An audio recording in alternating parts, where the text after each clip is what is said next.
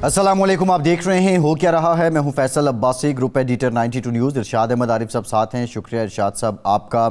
पाकिस्तान तहरीक इंसाफ के intra party election को election commission में चैलेंज कर दिया गया है और पाकिस्तान तहरीक इंसाफ के मेंबर राजा ताहिर नवाज़ ने दरख्वास्त दी है जिसमें ये बताया गया है कि ये जो इंतखाबात हुए हैं ये पार्टी आइन की ख़िलाफ़ वर्जी हैं और साथ ही साथ जो अकबर एस बाबर हैं वो इस सारे मामले को लीड कर रहे हैं।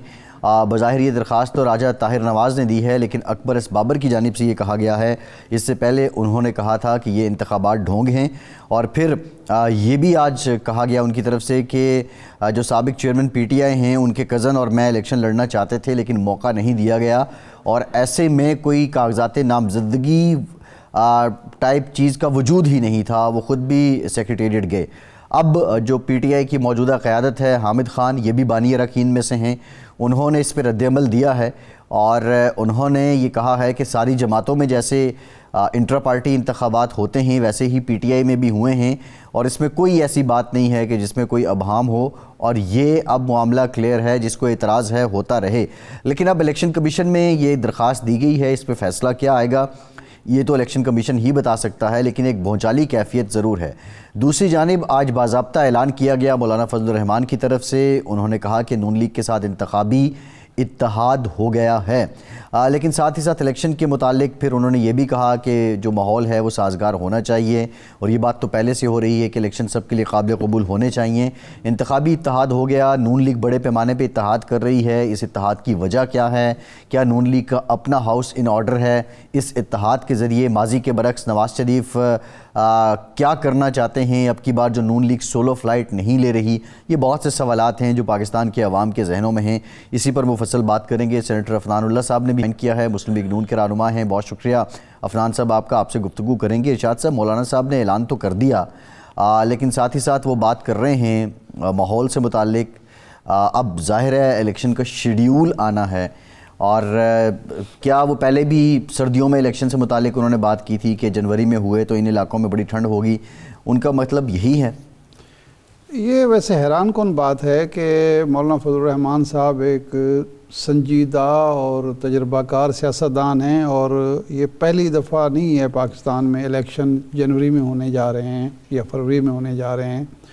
ये 8 फरवरी को हैं और मोहतरमा बेनज़ीर भुट्टो की शहादत के बाद जो इलेक्शन हुए थे 2008 के, वो 12 फरवरी को हुए थे, 4 दिन का फ़र्क था जी।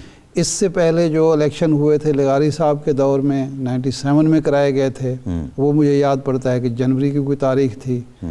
तो ये तो कोई नई बात नहीं है और ये उस वक्त हो रहा है जब इलेक्शन शेड्यूल अनाउंस होने में कोई हफ्ता 10 दिन रह गए हैं और सुप्रीम कोर्ट ऑफ पाकिस्तान ने ये कहा था कि अब कोई शख्स इबहाम नहीं पैदा करेगा इलेक्शन के बारे में। इलेक्शन होंगे 8 तारीख को होंगे, या पत्थर पर लकीर है, ये चीफ जस्टिस काजी फ़ायद ईसा साहब के अल्फाज थे। और मीडिया से कहा था कि जिसने कोई बात करनी हो, शक शुबे का इजहार, वो अपने घर में बीवी से कर ले, टीवी पे ना करे। लेकिन ये टीवी पर बात हो रही है और मौलाना फजलुर रहमान साहब जैसे लोग कर रहे हैं और कई लोग जो हैं वो अदालतों में चले गए हैं पिटीशन लेकर कि जनाब वो ये हो गया है और वो हो गया है और इलेक्शन नहीं होने चाहिए और इलेक्शन होने चाहिए। ये बात तो ये अजीब कन्फ्यूजन पैदा किया जा रहा है। मैं समझता हूँ कि ये कोई मुनासिब नहीं है। फजलुर रहमान साहब हूँ या कोई और हो, जिसने इलेक्शन लड़ना है वो अब इलेक्शन की तैयारी करे।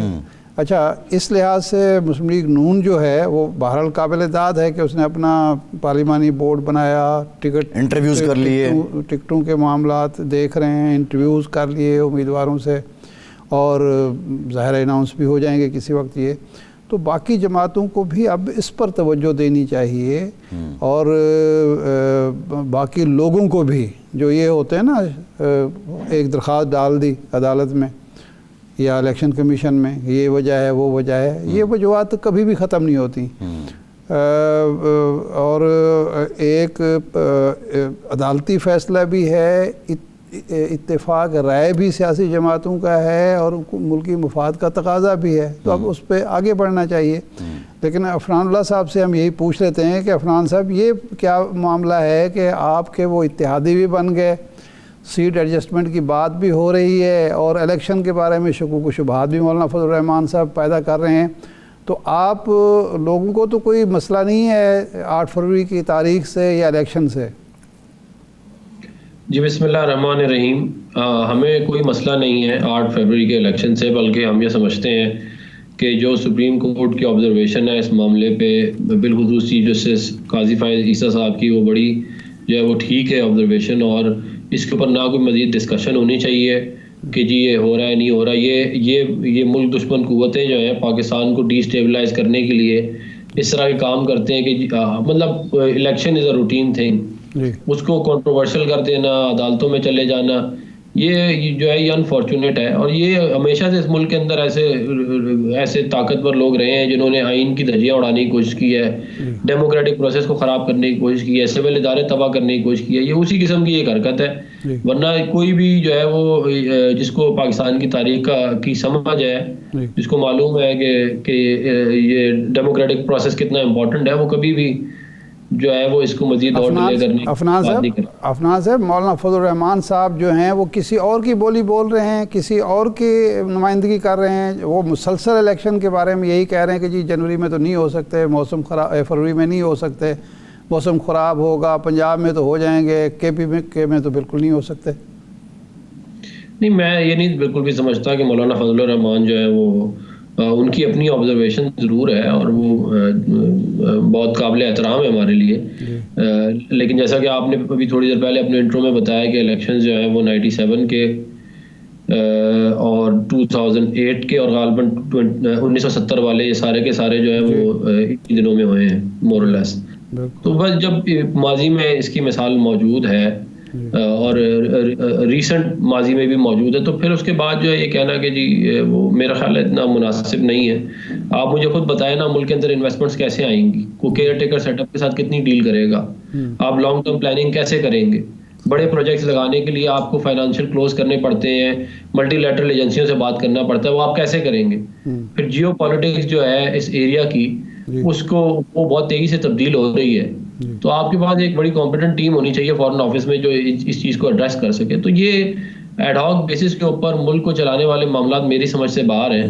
میں یہ سمجھتا ہوں کہ بہت جلد از جلد جو ہے وہ الیکشن ہونے چاہیے تاکہ ملک کے اندر اسٹیبلٹی آئے، اور پھر اس کی وجہ سے فائنینشیل اسٹیبلٹی آئے گی، اور تاکہ اس کے بعد آسودگی آ سکے.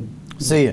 اچھا، مسلم لیگ نون فوکس کر رہی ہے الیکٹیبلز کو، پھر آپ بڑے پیمانے پہ انتخابی اتحاد کر رہے ہیں، جے یو آئی سے کر رہے ہیں، باپ سے کر رہے ہیں، ایم کیو ایم سے کر لیا ہے. پرپس کیا ہے؟ کیا آپ کو یہ خدشہ موجود ہے کہ انتخابی اتحاد کے بغیر آپ کو کوئی اکثریت نہیں ملنی، یا آپ کوئی ایسا کنسنسس بلڈ کر رہے ہیں، کوئی ایسا اندیشہ ہے کہ اگر اتحاد نہ ہوا تو سول انٹیٹی میں آپ کو نقصان ہو سکتا ہے اگر موسم بدلا تو؟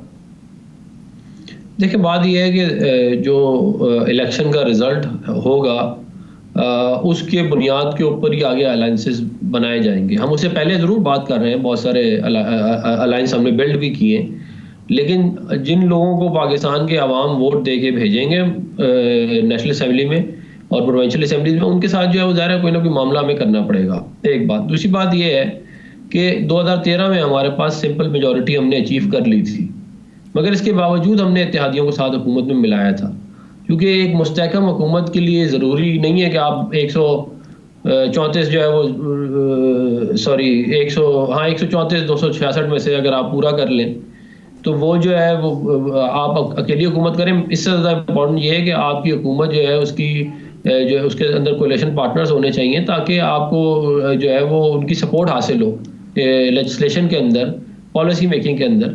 تو یہ ہماری یہ سوچ ہے کہ ہم میجر سٹیک ہولڈرز کو ساتھ لے کے چلنا چاہتے ہیں تاکہ ہم یہ بڑے پروجیکٹس کر سکیں، ملک کو ترقی کے راستے پہ ڈال سکیں. صحیح ہے. اچھا، یہ فرمائیں کہ یہ الیکٹیبلز کو شامل کرنے کی وجہ سے آپ کی پارٹی کے اندر آوازیں بلند ہونا شروع ہو گئی ہیں. جنوبی پنجاب کے کچھ ارکان اسمبلی نے کہا، سینٹرل پنجاب کے کچھ لوگوں نے کہا کہ جی قربانیاں ہم 5 سال تک دیتے رہے، اور اس کے بعد اب ان لوگوں کو جو دوسری پارٹیوں کے تھے ان کو لا کے ہم پر مسلط کیا جا رہا ہے، ہماری حق تلفی بھی ہے. اور دوسرا یہ ہے کہ یہ الیکٹیبل جو ہوتے ہیں یہ قابل اعتماد بھی نہیں ہے، جب ان کو چاہو چابی بھرو اور کہیں اور طرف بھیج دو. تو اس کے بارے میں پارٹی نے اب فیصلہ کر لیا ہے کہ الیکٹیبلز کو جو دروازہ کھولا ہوا ہے کھلا رکھنا ہے یا بند کر دیا گیا ہے؟ دیکھیں یہ جو الیکٹیبلز کی پولیٹکس ہے یہ اب ظاہر ہے ایک آپ سمجھ لیں ایک نیسیسری ایول ہے اس ہمارے پولیٹیکل سسٹم کے اندر. اگر ہم 90s کے اندر جائیں تو یہ بہت جو ہے زیادہ تھا معاملہ, آپ کو یاد ہوگا بہت زیادہ. یہ پھر اس کے بعد ہارس ٹریڈنگ کے اوپر جو ہے وہ لیجسلیشن ہوئی, اور یہ جو لو فلور کراس کرتے ہیں اس کے اوپر لیجسلیشن ہوئی, جس کی وجہ سے کم ہوا اور پارٹیز مضبوط ہوئی. لیکن ظاہر یہ ایک ریالٹی ہے, بالخصوص بلوچستان کے اندر یہ ایک بہت بڑی ریالٹی ہے. تو یہ وقت کے ساتھ ساتھ ہی ٹھیک ہوگی, کیونکہ ظاہر ہے اگر لوگ ووٹ دے کے بھیجیں گے اپنے نمائندوں کو تو ہم یہ تو نہیں کہہ سکتے کہ جی ہم اس کو لیتے ہیں ہم اس کو نہیں لیتے. کچھ جگہوں پہ ہم نے بالکل جو ہے وہ لیا ہے الیکٹیبلز کو, لیکن وہ مور اور لیس جو ہے اس کا فوکس جو ہے وہ بلوچستان ہی رہا ہے. باقی جگہوں پہ تو ہمارے اپنے کینڈیڈیٹ پنجاب میں ایک ایک سیٹ پہ 3 4 ہیں, ہمیں لینے کی ضرورت ہی نہیں ہے, اور مور اور لیس یہی حال جو ہے پختونخوا کا بھی ہے.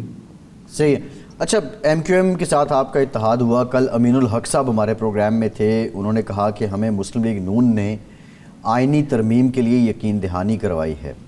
کیا یہ یقین دہانی 18ویں ترمیم میں مزید امینڈمنٹ یا اس کو رول بیک کرنے کے لیے ہے؟ نہیں دیکھیں, جو ڈیولوشن ہو چکی ہے میرا خیال ہے وہ تو کوئی بھی پولیٹیکل پارٹی نہیں چاہتی کہ وہ واپس ہو, اور جو این ایف سی ایوارڈ ہے وہ بھی ظاہر ہے جو ہے وہ پروونسز کو اس نے اسٹرینتھن کیا ہے, تو اس کے اوپر ظاہر ہے بات تو ہو سکتی ہے, مگر وہ این ایف سی کے پلیٹ فارم پہ ہی ہو سکتی ہے. تو ہم جو ہے وہ 18ویں ترمیم کو رول بیک کرنے کا ہمارا کوئی پلان نہیں ہے, ہم نے واضح طور پہ والی بات بتائی ہے. یہ ضرور ہے کہ لوکل باڈیز کا ٹینیور جو ہے وہ آپ کو پتہ ہے کہ حکومت آتی ہے وہ آگے سب کو فائر کر دیتی ہے, حالانکہ وہ الیکٹڈ ریپرزنٹیٹیوز ہیں, وہ پھر ان کو فائنینشیل جو ہے وہ ان کو جو وفاق نے صوبوں کو ٹرانسفر کر دی, ڈیوالو کر دی, وہ مزید ڈیوالو ہونی تھی لوکل باڈیز کے لیول پہ, وہ ڈیولوشن آج تک نہیں ہوئی. پھر جو ہے وہ عوامی نمائندوں کے پاس یہ جو لوکل باڈیز کے ہیں ان کے اے سی ڈی سی کی پاورز جو ہے وہ زیادہ تر جو ہے وہ اے سی ڈی سی کے پاس ہوتی ہیں. ایون کسی آپ نے پیون کو اپوائنٹ کرنا ہے وہ بھی آپ اے سی ڈی سی کے پاس ہی جاتے ہیں. تو بہت ساری ایسی پاورز ہیں جو میں سمجھتا ہوں کہ وہ ان کے پاس ہونی چاہیے. تو اس طرح کے معاملات جو ہے اس کے اوپر ضرور وہ بھی ہم اگر کچھ کریں گے تو وہ ہم تمام اسٹیک ہولڈرز کو آن بورڈ کریں گے, اس کے اندر ہم پیپل پارٹی کو بھی آن بورڈ کریں گے. یہ نہیں ہوگا کہ ہم اپنی ایک جو ہے وہ بنا لیں اسٹریٹجی اور اس پہ چل پڑے. ہم پہلے ماضی میں بھی ہم نے اسٹیک ہولڈرز کو آن بورڈ کیا ہے میجر پالیسی میجر انویسٹمنٹس کے اوپر, اور آگے مستقبل میں بھی ہم یہی کریں گے. اچھا, ایک سیاسی جماعتوں پر عام طور پر اعتراض یہ کیا جاتا ہے کہ ان کے ہاں آزادی رائے نہیں, اختلافی آواز کو برداشت نہیں کیا جاتا. ابھی حال ہی میں ہم نے دیکھا کہ شاہد خاقان عباسی صاحب کنارہ کش ہو گئے, مفتاح اسماعیل صاحب کنارہ کش ہو گئے بعض لوگوں سے مایوس ہو کر. اب تازہ واقعات دانیال عزیز کا ہے, انہوں نے حسن اقبال صاحب کے حوالے سے 1-2 بیانات دیے, اور وہ بیسیکلی ان کا کنسرن مہنگائی تھا, لیکن ان کو شوکاز نوٹس جاری کر دیا گیا. وہ یہ کہتے ہیں کہ جی بھائی بجائے اس کے کہ حسن اقبال صاحب سے پوچھا جاتا یا پارٹی خود احتسابی کرتی کہ جی مہنگائی کیوں بڑھی ہماری, کس پالیسی کی وجہ سے, کیا ہم نے نہیں کیا جس کی وجہ سے مہنگائی بڑھ گئی, ان کو شوکاز نوٹس جاری کر دیا گیا ہے. تو یہ کوئی مناسب بات ہے کسی سیاسی جماعت کے لیے؟ دیکھیں, جو پارٹی کا جو ادارہ انٹرنل میکینزم ہے اس کے تحت جو ہے وہ شوکاز نوٹس ایشو کیا گیا ہے, اور اس کے اندر انہوں نے جواب دینے کا ظاہر ہے ان کے پاس رائٹ موجود ہے دانیال عزیز صاحب کا. تو اور دانیال عزیز صاحب کی پارٹی کے لیے بڑی خدمات بھی, اس میں بھی کوئی شک نہیں ہے. تو وہ جو ہے اس سے وہ اپنا جواب دے دیں گے. مجھے امید ہے کہ یہ معاملہ امیکیبلی ریزالو ہو جائے گا اور یہ مزید جو ہے وہ بڑھے گا نہیں. جو کنسرن ہیں دانیال عزیز کے, ان کو بھی ایڈریس کیا جائے گا یا صرف ان سے جواب طلبی جو جواب دے دیں گے وہ اس پہ شوکاز نوٹس ختم ہو جائے گا؟ وہ تو کہہ رہے ہیں کہ یہ جائزہ لینے کی ضرورت ہے کہ ہم مہنگائی کا ذمہ دار عوام ہمیں کیوں سمجھ رہے ہیں, ہماری کون سی پالیسی تھی یا کن لوگوں کی غلطی تھی جس کی وجہ سے ہمارا نیریٹو ہی تباہ ہو گیا ووٹ کو عزت دو کا. دیکھیں, ظاہر ہے وہ جو ان کو نوٹس ایشو ہوا ہے اس کے اندر وہ جب یہ جواب اگر وہ یہ بہتر سمجھیں گے جواب دیں گے تو شاید اس کو مزید الیبوریٹ بھی کریں گے کہ وہ جو ہے وہ کس کو سمجھتے ہیں مہنگائی کا ذمہ دار, تو پھر اس کے اوپر ہی مزید بات ہو سکتی ہے. میرا یہ خیال ہے کہ 16 مہینے کی حکومت کے اندر جب آپ کا ملک ڈیفالٹ کے قریب ہو اور ایک بندہ جو ہے فارمر پرائم منسٹر اور اپوزیشن لیڈر کیمپین کرے پوری دنیا میں ملک کو ڈیفالٹ کرنے کے لیے, اس طرح کی حکومت کے اندر اگر ملک ڈیفالٹ سے ہی بچ جائے تو یہ بھی بہت بڑی بات ہے. مہنگائی ہم کنٹرول کر لیتے, لیکن ظاہر ہے مہنگائی اتنی جلدی, مہنگائی کا جن جو ہے وہ ظاہر ہے اس میں آتا نہیں ہے بوتل میں, اس کو ٹائم لگتا ہے. 2013 میں بھی ہمیں ٹائم لگا تھا, ہمیں کچھ 1-1.5 سال لگا تھا, اس کے بعد ہی ہوا تھا. لیکن اب مجھے امید ہے کہ آنے والی حکومت کے اندر انشاءاللہ نہ صرف ہم مہنگائی کا مسئلے کو بھی ہم کسی حد تک ریزالو کر جائیں گے, اور جو ہے باقی معاملات کو بھی کر لیں گے. صحیح ہے. اچھا ڈاکٹر صاحب یہ بھی بتائیے گا کہ پیپلز پارٹی کہتی ہے کہ آپ بالکل ناکامی کی ایک مثال ہیں, اور بنیادی پرپز آپ کا یہی ہے جو آپ سارے الائنس کر رہے ہیں, اتحاد بنا رہے ہیں, کہ آپ 18ویں ترمیم کو رول بیک کرنا چاہتے ہیں. پیپلز پارٹی کی یہ ریزرویشن کیوں ہے؟ بارہا آپ تردید بھی کرتے ہیں لیکن اس کے باوجود اطمینان نہیں کر پاتے, مطمئن نہیں کر پاتے ان کو. دیکھیں مسئلہ پیپلز پارٹی کا یہ ہے کہ جو ہے وہ کہتے ہیں نا, وہ اپنا وہ بچے کا ایگزام ہے کل, تو وہ پپو جو ہے وہ کہتا ہے کہ جی وہ امتحان جو ہے وہ اپنا وہ ایگزامینر ٹھیک نہیں ہے, ایگزامینیشن ہال ٹھیک نہیں ہے. وہ یہ کہتا ہے پپو کہ جی اپنا یہ ملک کا نظام ٹھیک نہیں ہے, ایجوکیشن کا نظام ٹھیک نہیں ہے, کیونکہ اسے پتہ ہے میں فیل ہو جاؤں گا. تو ان 15 سال اگر کچھ کیا ہوتا عوام کو بتانے جو کا, تو وہ شاید ان نان ایشوز کو ایشوز نہ بناتے, ہوا میں ایشوز کو کھڑا نہ کرتے. آج وہ یہ بتا رہے ہوتے کہ جی سندھ کے اندر جو ہے وہ غربت ہم نے جو ہے وہ اتنی کم کر دی ہے, ہم نے کراچی کو دنیا کا جو ہے ورلڈ کلاس شہر بنا دیا ہے, ہم نے سکھر اور لڑکانہ کو جو ہے وہ زبردست میٹروپولیٹن سٹیز بنا دی ہے. یہ باتیں کرنے کے بجائے اب آپ نان ایج, کبھی وہ کہتے ہیں جی عمر کا مسئلہ ہے, کبھی کہتے ہیں 18ویں, تو ہم نے یہ بات کہہ دی ہے کہ عفنان صاحب وہ یہ کہتے ہیں کہ ہماری کارکردگی اس قدر اطمینان بخش ہے کہ 3 بار سندھ کے عوام نے ہمیں ووٹ دیا, اور اب کراچی کے عوام کو ہم نے ڈیلیور کیا تو ہمیں میئرشپ بھی انہوں نے دے دی, اور اگلا الیکشن بھی ہم اپنی کارکردگی کی بنیاد پر لڑیں گے. شہری جو بلدیاتی اداروں میں پہلی دفعہ ہمیں نمائندگی ملی ہے, ہمیں سربراہی ملی ہے. تو وہ تو کہتے ہیں ہماری کارکردگی تو مثالی ہے, جب مسلم لیگ نون نے سوائے لاہور کے پورے پنجاب میں کوئی کام ہی نہیں کیا, پورے پاکستان میں. دیکھیں بات یہ ہے کہ یہ کسی بھی آپ بندے کو آپ لے لیں, کسی تھرڈ پارٹی بندے کو, اور آپ لاہور چھوڑ دیں, آپ جب سندھ سے انٹر ہوتے ہیں آپ رحیم یار خان سے شروع کریں, اور آپ ملتان کو دیکھیں, آپ جو ہے وہ فیصل آباد کو دیکھیں, آپ سیالکوٹ کو دیکھیں, لاہور کو دیکھیں, راول پنڈی کو دیکھیں, اٹک تک آپ چلے جائیں, آپ کو خوشحالی نظر آئے گی. آپ کو چھوٹے چھوٹے شہر آپ کو اچھے نظر آئیں گے. یہ چھوٹی لاہور, تو آپ یہ کیا لاہور میں کھڑے ہو کے یہ کہہ سکتے ہیں کہ ہم لاہور کو جو کراچی جیسا بنائیں گے؟ ہم تو یہ کہہ سکتے ہیں کراچی میں کھڑے ہو کے کہ ہم لاہور جیسا بنائیں گے.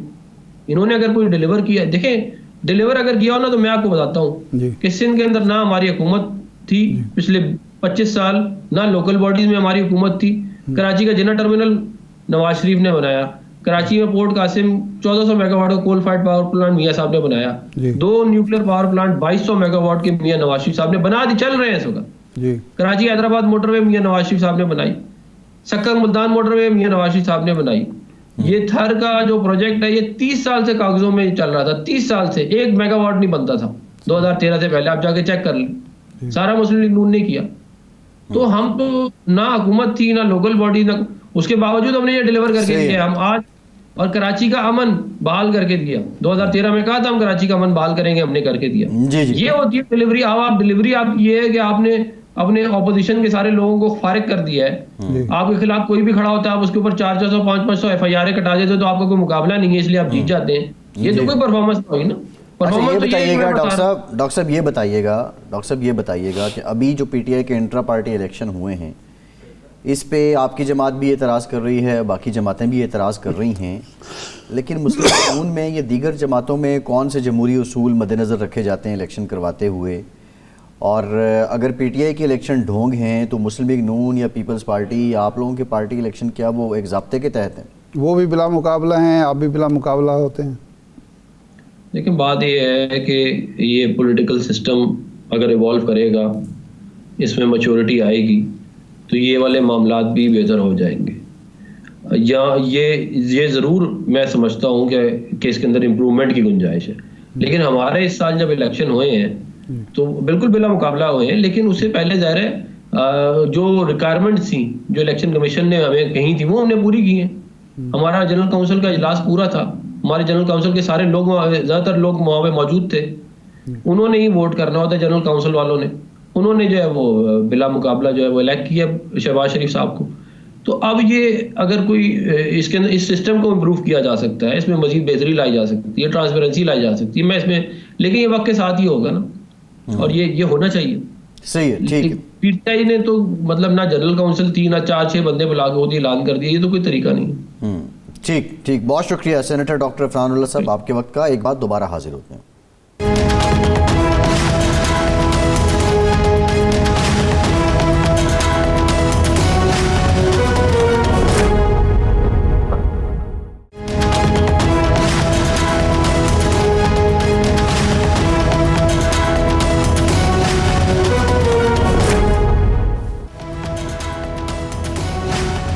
بریک کے بعد ایک بار پھر سے آپ کو خوش آمدید کہیں گے. ارشاد صاحب, پاکستان میں سیاست میں 2 باتیں بڑی عام ہیں, ایک ان پرنسپل اور ایک ان ریئل. ویسے تو دنیا بھر میں سیاست میں, صحافت میں ان پرنسپل ہی کو ترجیح دی جاتی ہے, لیکن انفارچونیٹلی ان پرنسپل اور ان ریئل یہاں پہ دونوں آپس میں ایک تصادم ہی رہا ہے. اب جو آج درخواست دی گئی ہے پی ٹی آئی کے ممبر ہیں راجہ طاہر نواز صاحب, ان پرنسپل وہ ممبر ہونے کے ناطے جا رہے ہیں اور وہ درخواست دے رہے ہیں الیکشن کمیشن میں, اور وہ اعتراض اٹھا رہے ہیں انتخاب پہ. ان ریئل یہ ہے کہ اب یہ جو گروپ ہے اکبر ایس بابر صاحب کا, اس کو جماعت آن ہی نہیں کرتی. تو یہ سارا جو انٹرا پارٹی الیکشن ہوئے ہیں, اگر یہ تقاضے پورے بھی نہیں کر رہے تو کیا یہ دوبارہ ہوں گے تو وہ کتنے کریڈیبل ہوں گے؟ اور جو جواز دیا جا رہا ہے کہ دیگر جماعتوں میں الیکشن وہ کس اصول قاعدے کے تحت ہوتے ہیں, یہ کتنا مستند ہے؟ بات یہ ہے کہ یہ تو خیر کسی پارٹی کو کہ کسی غلط کام کو اس لیے جواز نہیں ملتا کہ دوسری پارٹی میں بھی غلط ہوتا ہے, یہ کوئی جواز نہیں ہے کہ جناب مسلم لیگ میں چونکہ یہ کام نہیں ہوتا تو ہم کیوں کریں. آپ آئین کے مطابق, قانون کے مطابق, انتخابی قوانین کے مطابق, الیکشن کمیشن کی ریکوائرمنٹ کے مطابق الیکشن کرانے کے پابند ہیں, اور یہ سب جماعتوں کے لیے ہے. جی. ہمارے ہاں ایک بڑی افسوسناک بات ہے کہ ہمارے ہاں ہر غلطی کا کوئی نہ کوئی جواز پیش کیا جاتا ہے, بجائے غلطی کو سدھارنے کے, غلطی کو دوبارہ نہ کرنے کے, اعادہ نہ کرنے کے ہم جواز ڈھونڈتے ہیں. آپ نے کرپشن کیا ہے, جی فلاں بھی تو کرتا ہے. بھئی اس کا مطلب یہ ہے اگر وہ کرتا ہے تو آپ کو سرٹیفکیٹ مل گیا ہے, سند مل گئی ہے کہ یہ آپ کرپشن کر سکتے ہیں. قانون یعنی 2 غلطیاں جو ہیں وہ کسی ایک کام کے جواز نہیں بنتی, کسی صورت میں نہیں ہو سکتی. تو یہ تو منطق ہی غلط ہے. بنیادی چیز یہ ہے کہ یہ سیاسی جماعتوں میں الیکشن ہونے چاہیے, اور اگر الیکشن کمیشن جو اعتراض بنتا ہے وہ یہ ہے کہ الیکشن کمیشن اگر سب جماعتوں سے وہی مانگتا ہے جو پی ٹی آئی سے مانگا جا رہا ہے تو پھر تو ٹھیک ہے, لیکن یہ نہیں ہے کہ باقی جماعتوں کو آپ نظر انداز کر دیں اور ایک جماعت کو نشانہ بنائیں. جی. یہ نہیں. اب یہ طاہر نواز صاحب جو ہیں, یہ ہمیں تو نہیں پتا کہ کتنے امپورٹنٹ ممبر ہیں, لیکن یہ ممبر اگر ہیں تو الیکشن تو اس سے پہلے بھی جو ہوئے تھے پی ٹی آئی کے, اس پر تو میرے خیال انہوں نے اعتراض نہیں کیا ہوگا. اور وہ کون سے شفاف تھے؟ اور وہ بھی اسی طرح کے تھے جس طرح باقی جماعتوں کے ہوتے ہیں. جی. تو اس لیے اب ہمارے اکبر ایس بابر صاحب ہوں یا طاہر نواز صاحب ہوں, ان لوگوں کو بھی ذرا سوچنا چاہیے, اور الیکشن کمیشن کو, کہ ہم جو ماضی میں الجھے ہوئے ہیں, ماضی میں اس وقت کیا یہ سارا کچھ اس بنیاد پر ہو رہا ہے کہ آئین کے ہم بہت پابند ہو گئے ہیں, ہم قانون ہمیں بہت عزیز ہو گیا ہے, الیکشن کمیشن کے اور انتخابی جو قوانین ہیں ان کی ہمیں پابندی کا شوق چڑھا ہے. اگر ایسا ہے تو بہت بہتر بات ہے, آگے چلنا چاہیے. اس وقت سوال جو اٹھایا جا رہا ہے کہ جی پاکستان میں الیکشن ہوں گے یا نہیں ہوں گے, یہ عجیب مخمصہ ہے. سپریم کورٹ کا فیصلہ آ گیا, الیکشن کمیشن نے حلقہ بندیاں مکمل کر لیں, فہرستیں شائع ہو گئیں, شیڈول کا انتظار ہو رہا ہے, اور ہم بحث یہ کر رہے ہیں, اور فضل الرحمان صاحب جیسے سیاستدان یہ کہہ رہے ہیں کہ جی وہ فروری میں الیکشن نہیں ہونے چاہیے. تو یہ ایک ایسا تضاد ہے ہماری قومی زندگی کا، سیاسی جماعتوں کا، ان کے ارکان کا، سیاستدانوں کا، کہ فوکس اس وقت ہمارا ہونا چاہیے جنرل الیکشن.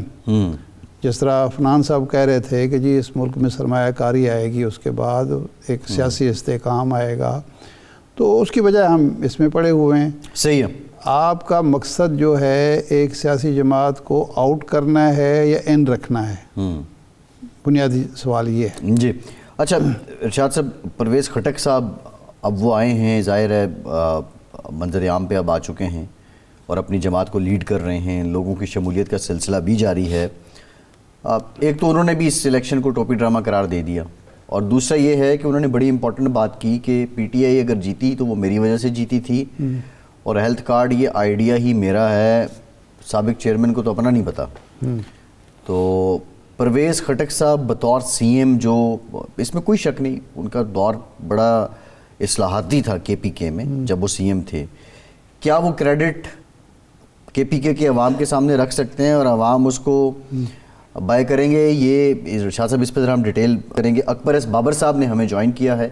بہت شکریہ اکبر ایس بابر صاحب آپ کے وقت کا. یہ بتائیے گا بابر صاحب کہ آپ کو اعتراض ہے پی ٹی آئی کے انٹرا پارٹی الیکشن پہ. اب راجہ طاہر صاحب الیکشن کمیشن بھی چلے گئے ہیں درخواست لے کر، لیکن بنیادی سوال یہ ہے کہ پی ٹی آئی کا تو ایک اکثریت آپ کو پی ٹی آئی کا حصہ ہی نہیں سمجھتی، تو یہ آپ کا اعتراض کس حساب سے ویلڈ اور مستند رہتا ہے؟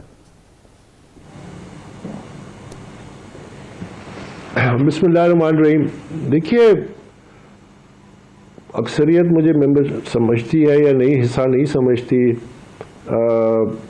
میں اس بحث میں نہیں پڑتا، کیونکہ اس کا تعین کرنا ایک جمہوری طریقے سے ہی کیا جا سکتا ہے، اور وہ ہے کہ آپ شفاف الیکشن کرائیں، لوگوں کو موقع تو دیں کہ ورکر جو ہے پارٹی کے وہ کس کی حمایت کرتے ہیں، اور ان کو وہ اختیار ہی نہیں لیا گیا نا. آئین اور قانون میں یہ اختیار ورکر کے پاس ہے کہ وہ اپنی جماعت کے لیڈرشپ کا انتخاب کرے، تو وہ ان سے وہ حق چھین لیا گیا.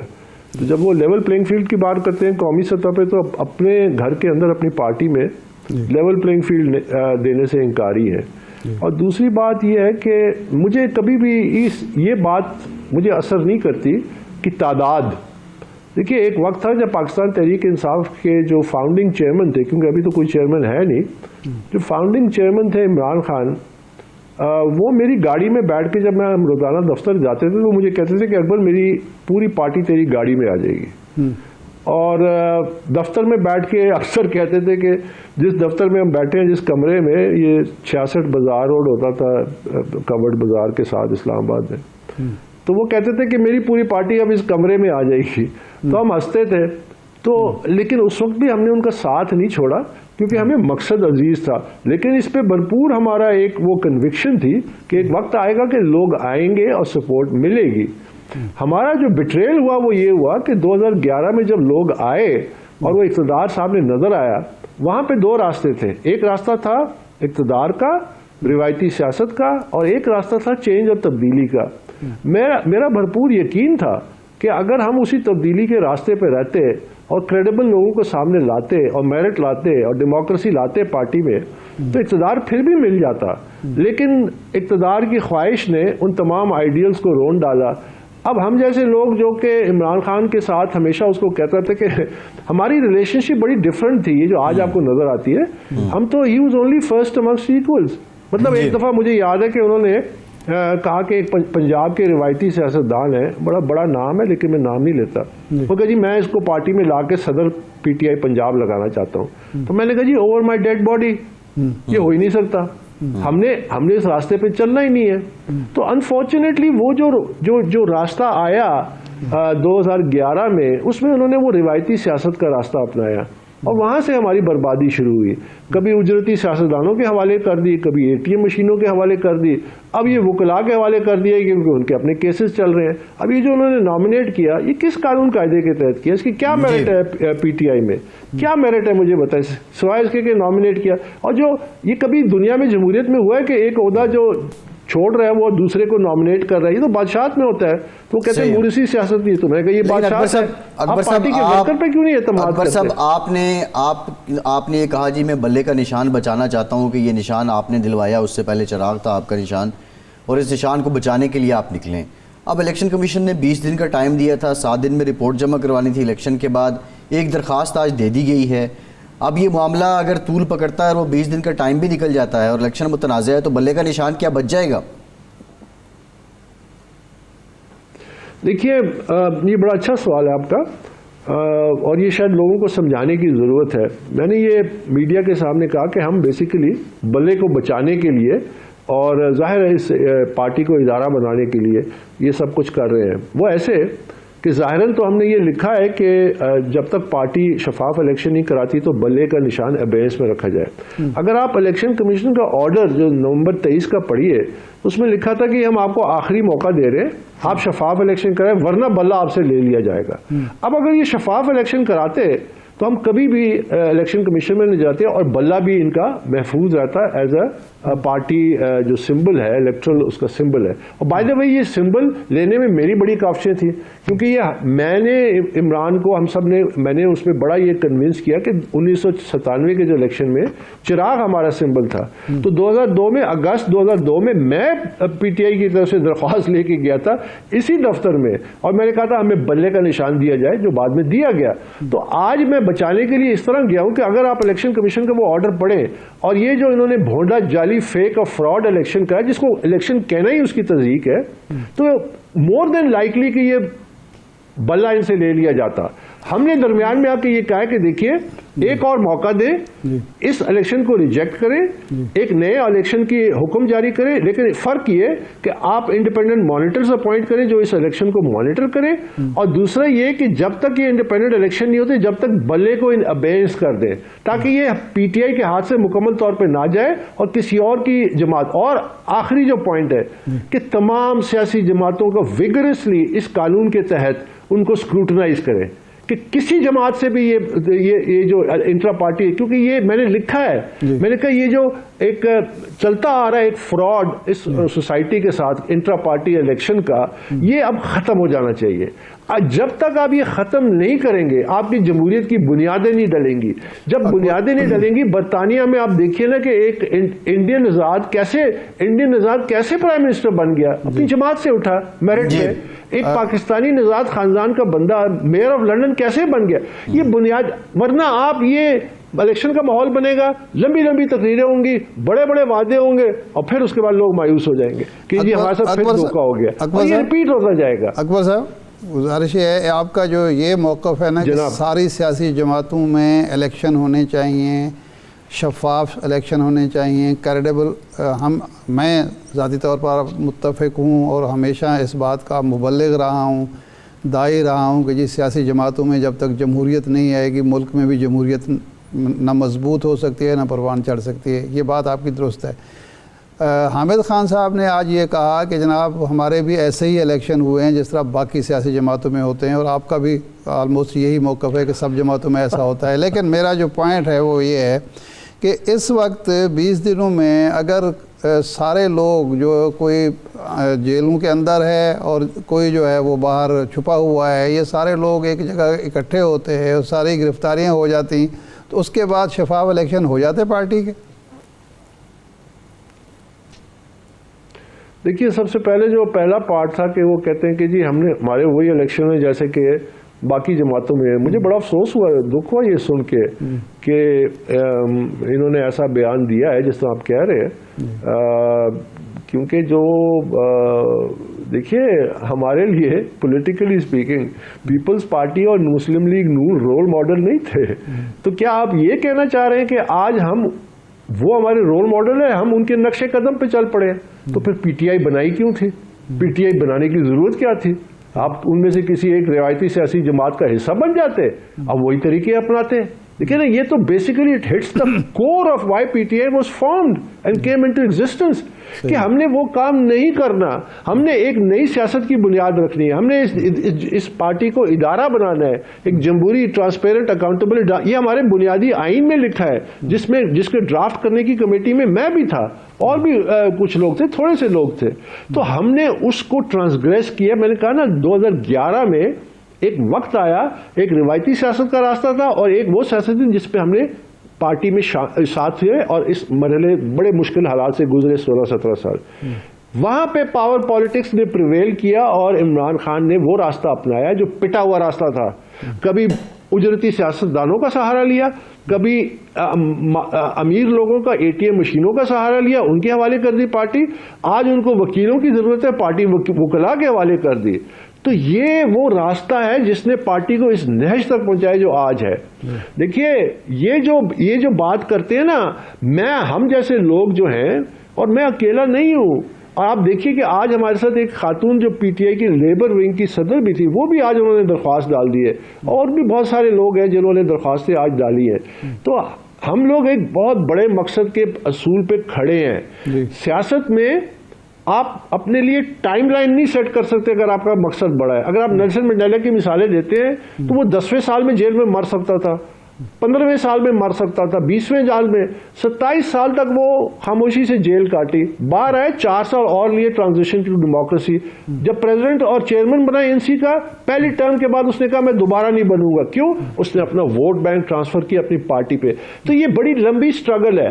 اللہ ہمیں زندگی دے, ہمیں صحت دے, یہ ہم کامیاب ہوں گے. وقت کا تعین نہیں کر سکتے کیونکہ اسی میں پاکستان کی بہتری ہے. دوسرا سوال میرا تھا کہ موجودہ حالات میں جو پارٹی پر جو وقت آیا ہوا ہے, کیا یہ سارے لوگ اکٹھے ہو جاتے, محمد اظہر بھی آ جاتا, مراد سعید بھی آ جاتا, تو اس کے بعد الیکشن شفاف ہو جاتا ہے, یا سارے کے سارے جیلوں میں بیٹھے ہوتے؟ نہیں, دیکھیے شفاف الیکشن کے لیے کچھ بنیادی تقاضے ہیں اس کے. مثلا آپ کا ایک پارٹی کا ایک شفاف الیکشن کمیشن ہونا چاہیے, اس کے شفاف رولز اینڈ ریگولیشنز ہونی چاہیے, اس کی شفاف ووٹر لسٹ ہونی چاہیے, اس میں کوالیفیکیشن ڈسکوالیفیکیشن کا پروسیس آئیڈینٹیفائڈ ہونا چاہیے, اس میں ایک level playing field, open playing field workers کو ملنی چاہیے مختلف لیولز پہ. تو اس قسم یہ تو چیزیں تھیں نہیں. اب میں مجبور ہو کے پاکستان تحریک انصاف کا سینٹرل آفس گیا 1 دسمبر کو 4:30-5 بجے کے قریب, اور میرے ساتھ ایک چھوٹا سا وفد بھی تھا PTI کے ممبران کا. PTI کے جو وہاں کرتے دھرتے تھے, ہم نے ان سے صرف یہ درخواست کی کہ ہمیں کاغذات نامزدگی دیں. نہیں, جب ٹائم سوری قطع کلام معاف, جب 3 بجے ان کا جو الیکشن شیڈول جو انہوں نے دیا تھا 3 بجے وقت ہی ختم ہو گیا تھا, تو آپ 4:30 بجے کیا لینے گئے تھے وہاں؟ آپ مجھے کوئی ایک دستاویز دکھا دیں جس میں 3 بجے کا ٹائم لمٹ تھا. یہ ٹائم لمٹ تو اس وقت آیا جب میں جا چکا تھا اور واپس آ چکا تھا اور ایویڈنس آ چکا تھا کہ ان کے پاس کچھ بھی نہیں ہے.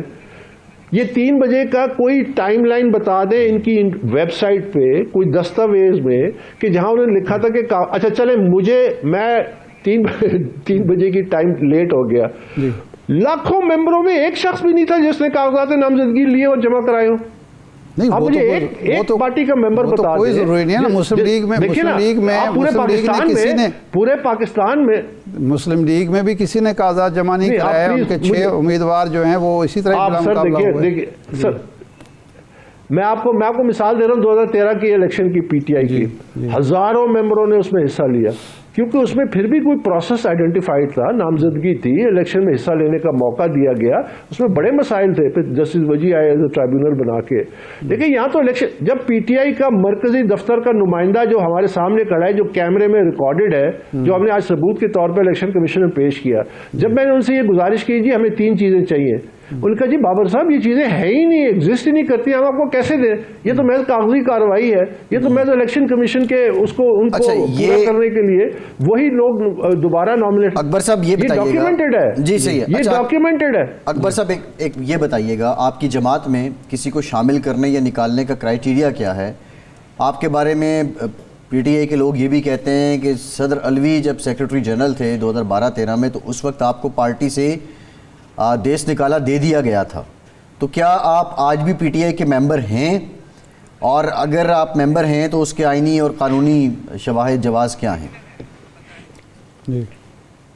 اچھا, اتفاق کی بات ہے, مجھے تو نہیں پتا تھا کہ آج صبح الیکشن کمیشن میں PTI کی وہ ہیئرنگ ہو رہی ہے جہاں انہوں نے ایک درخواست یہ بھی دی تھی کہ اکبر بابر انٹرا پارٹی کے حوالے سے آپ کا دروازہ کھٹکھٹائے گا, آپ اس کے لیے دروازہ نہ کھولیں, یعنی اس کی جو एप्लीकेशन है उसको एंटरटेन ना करना, जिस पे रिएक्शन मीडिया की रिपोर्ट्स के मुताबिक चीफ इलेक्शन कमिश्नर का ये था, अभी तक दरखास्त आई नहीं है, आप पहले से कह रहे हैं कि उसको एंटरटेन ही ना करें क्योंकि वो मेंबर नहीं है, उनके मेंबर वो आने तो दें। आप अंदाजा लगाइए बौखलाहट का।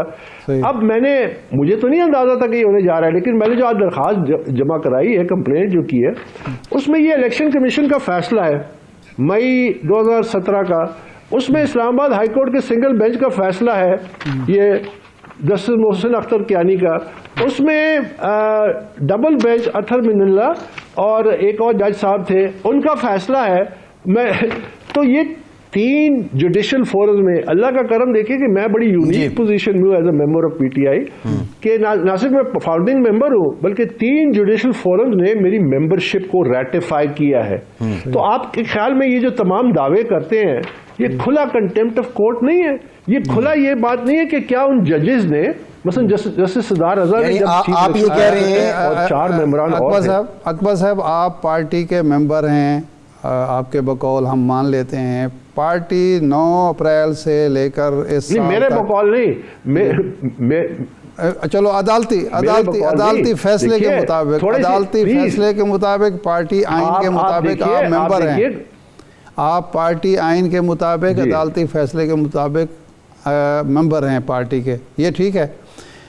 ये 1.5 साल से आपकी पार्टी जो है वो एक शिकार है दबाव का, और आपके मेंबरान इनके बकौल हज़ारों की तादाद में मेंबरान अंदर हैं। किसी मौके पर आप पार्टी के साथ खड़े हुए हैं? जी बिल्कुल मैं हुआ हूँ, और मेरे प्रोग्राम्स रिकॉर्डेड हैं जिसमें मसलन मैं आपको मिसाल देता हूँ, बड़े पाकिस्तान के मतलब सहाफ़त के क्रेडिबल जर्नलिस्ट में से तलत हुसैन का एक नाम है, जो असूलों पे मेरे नज़दीक, मेरी राय में उन्होंने असूलों पे खड़े रहे हैं, उन पे बुरा वक्त भी आया फिर भी असूल नहीं छोड़े, सोशल मीडिया में चले गए, उनको बाकायदा निकाला गया।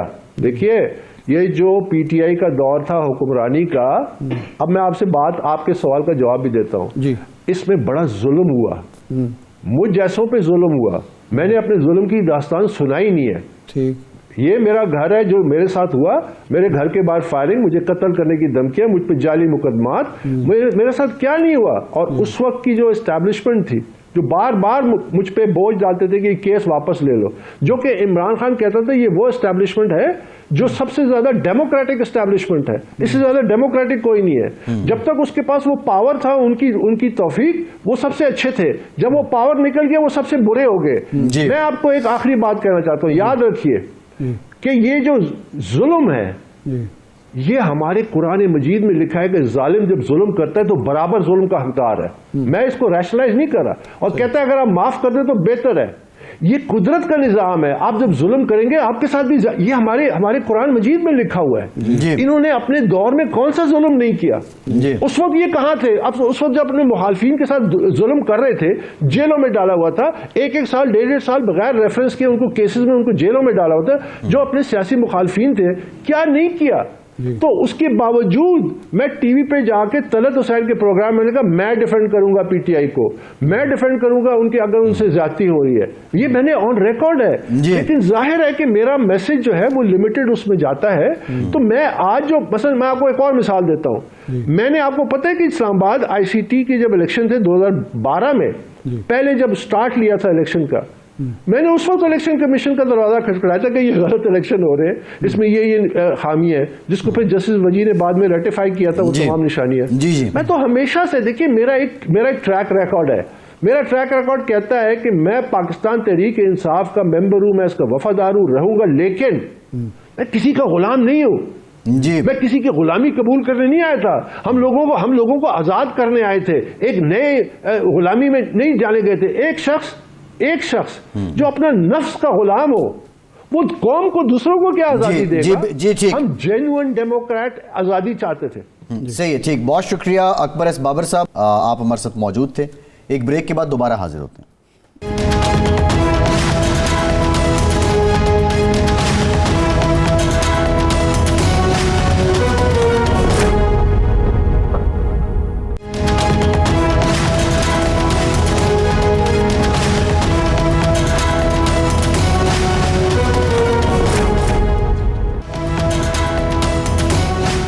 بریک کے بعد ایک بار پھر سے آپ کو خوش آمدید کہیں گے ارشاد صاحب.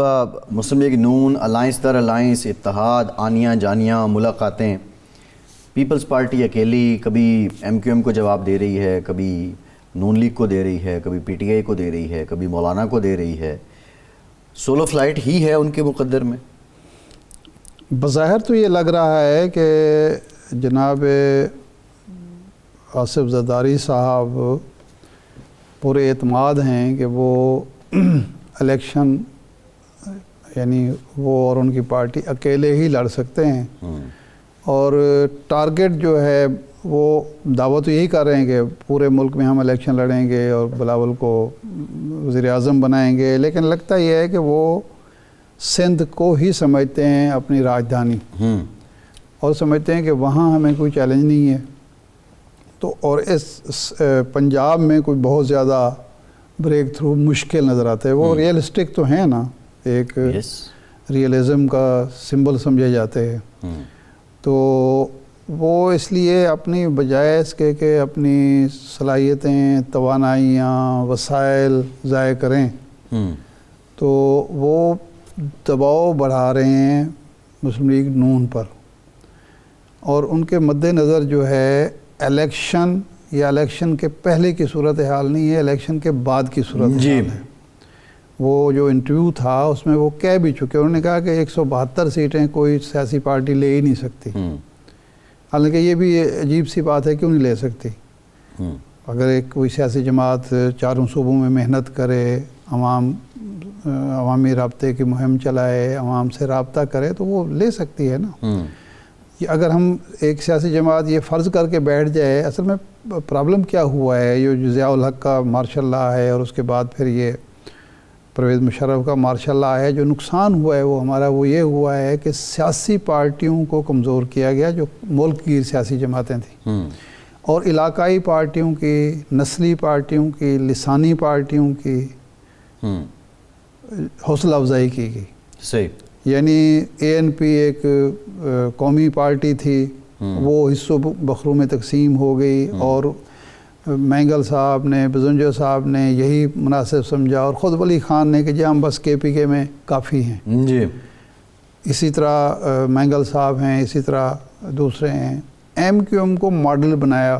یہ یعنی آپ اس پہ غور کریں کہ بہت ساری سیاسی جماعتوں نے ایم کیو ایم کو اپنا ماڈل بنایا کہ جی اپنی بجائے اس کے کہ پورے ملک میں پھیل کر اپنی زبان کی سیاست کرو، اپنی پک کی سیاست کرو، اپنی پھیلاؤ کی وجہ سے کمزور کر لو اپنے آپ کو ایک خاص ایریا میں، وہاں محنت کرو، وہاں وسائل لگاؤ، وہاں ساری توانائیاں صرف کرو، اور اس کو کیپچر کر کے مرکز میں اقتدار میں حصہ مانگو.